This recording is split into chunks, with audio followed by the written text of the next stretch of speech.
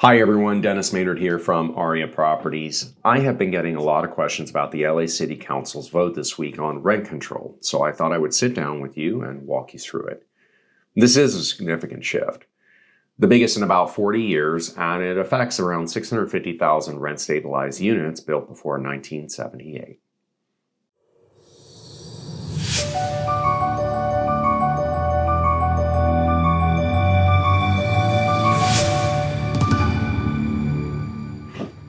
Under the old rules, you would typically see a 3% increase each year, potentially up to 8% depending on inflation, and an additional 1-2% if the owner paid for the gas or the electricity. The new approach changes that to 90% of the consumer price index, with at least 1%, but no more than a 4% rental increase. They're also removing that utility pass-through and not allowing extra bumps for additional household members. The meeting room itself was packed, and there was a real debate.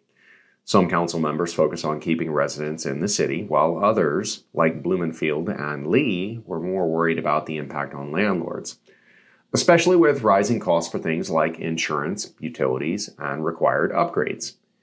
In the end, it passed 12-2, and they did push back on an even stricter idea that was floating around. But one owner put it well. With insurance jumping 80% in a year and rents possibly only going up 1%, it's tough to make ends meet.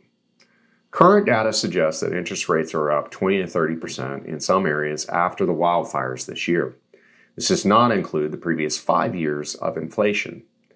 To give you a sense of the numbers, imagine an 8-unit building with an average rent around $2,800 per month and the owner paying for the utilities. In the past, you might see gains adding up nicely each year.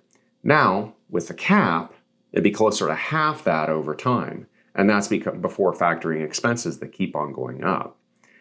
It's something to consider for your long-term planning, particularly if you're a smaller landlord. Things like property taxes, trash fees, and seismic work aren't slowing down, so this could create some pressure on cash flow and reinvestment in older buildings. That said, there is support coming for owners with 2 to 10 units. Expanded repair funds through Measure ULA and county programs, which can help with the bigger fixes. And to be honest, newer properties aren't affected in the same way with this.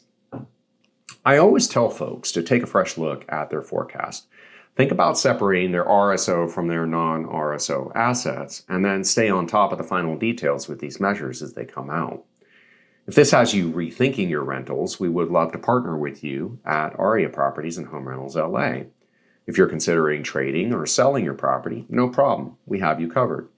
Have a vacancy? Listing with us means that we take care of the leasing at the best possible rates, fully compliant with the new rules. It's straightforward, just use the intake form linked in the description below.